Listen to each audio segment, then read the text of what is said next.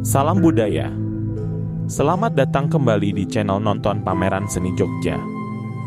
Di sini kami mengajak Anda untuk menjelajahi keindahan seni di Jogja, tempat inspirasi dan kreativitas berpadu menjadi karya masterpiece.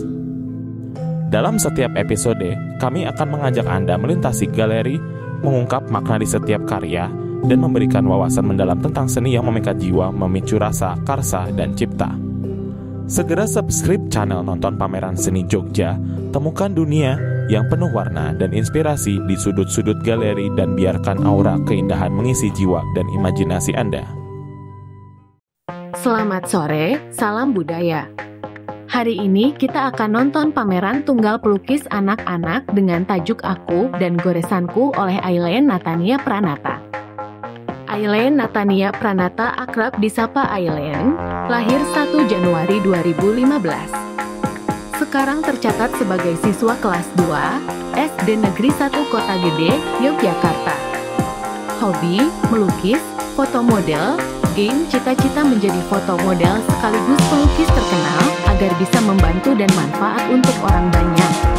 Tak ada kata lelah dalam keseharian, selalu ceria dan peduli dengan sesama, lembut hati dan suka menolong siapa saja.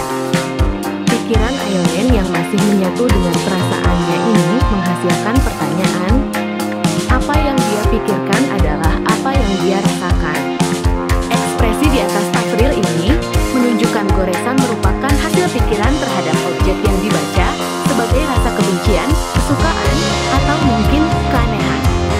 Spontanitas kerja artistik ini seperti catatan harian anak tentang kehidupannya dan kehidupan di sekitarnya. Sesekali ketika karya-karya itu juga semacam empatan kepada subjek yang diangkat sehingga mempribadi. Pengembaraan batin Aileen membaca dirinya, lingkungan sosial, maupun alam yang menjadikan sesak dalam pikiran dan perasaannya. Ekspresinya selalu berada pada komposisi yang matang dengan natural balancing. Gerakan tangan itu disentuh oleh imajinasinya melalui tatapan mata.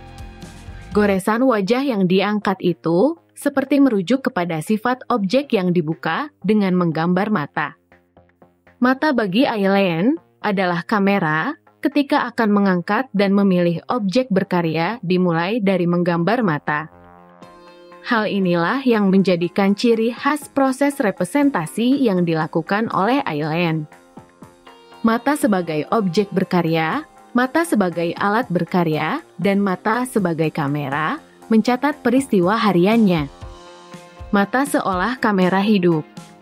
Sepanjang masa melihat, mengamati, memilah bentuk, dan warna, yang diakhiri dengan ungkapan realis dalam karya-karya dan mengolah objek dari mata, yang dijadikan sebagai titik nadir.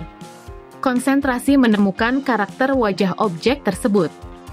Aileen melanjutkan dengan memberi arti karya-karyanya, bukan saja merepresentasikan penampilan luar dari benda-benda, melainkan signifikansi dengan batiniahnya. 90% karya Aileen menampilkan mata sebagai titik gerak, ide berkarya. Mata sebagai representasi karakter seseorang, dan meneruskan pengembaraan batin dan curahan jiwanya. Lukisannya memiliki kehidupannya sendiri yang bersumber dari jiwanya. Karya-karya itu merupakan refleksi matanya, mata sebagai kamera, mata sebagai pembacaan karakter seseorang, dan mata adalah pandangannya terhadap dunia sekitarnya.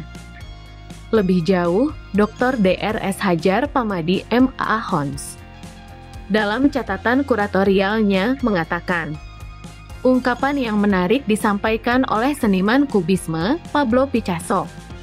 Setiap anak adalah seniman, masalahnya adalah bagaimana tetap menjadi artis begitu dia besar nanti. Every child is an artist. The problem is how to remain an artist once they grows up. Artinya, setiap anak mempunyai kemampuan seperti seniman, berimajinasi, berpikir, dan merasakan seperti seorang seniman. Kadang pikiran anak melebihi pikiran orang tua. Ketika anak mencari ide berkarya, pikirannya sulit diterka karena anak adalah sosok manusia belia yang ingin mengutarakan secara jujur pikiran dan perasaannya. Sebagai ciri khasnya adalah antara pikiran dan perasaan masih menyatu dan sulit ditebak. Perilaku inilah yang dihadirkan anak ketika sudah mampu memainkan alat lukis. Mereka mengayunkan kuas, pensil, pastel, spidol atau sejenisnya untuk menggoreskan di atas kertas. Ekspresinya bebas seolah seperti seniman sedang memvisualkan gagasan. Anak pada mulanya menorehkan ide dengan peralatan yang runcing. Sebagai perluasan gerakan secara fisiologi, gerakan itu bertumpu di lengan. Seiring dengan perkembangan biologisnya, pergerakan tangan dari tumpuan lengan menuju pergelangan dan akhirnya jari-jari menguat untuk menggambar.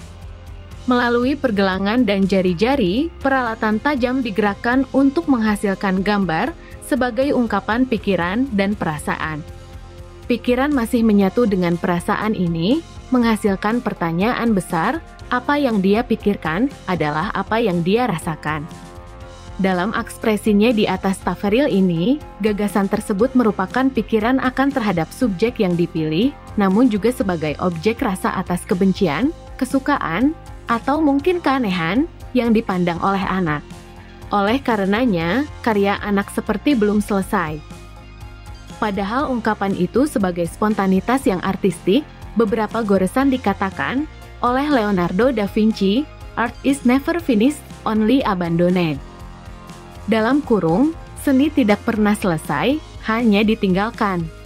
Karya anak, sementara ditinggalkan oleh anak, namun suatu ketika dikerjakan lagi, seiring gagasannya muncul kembali.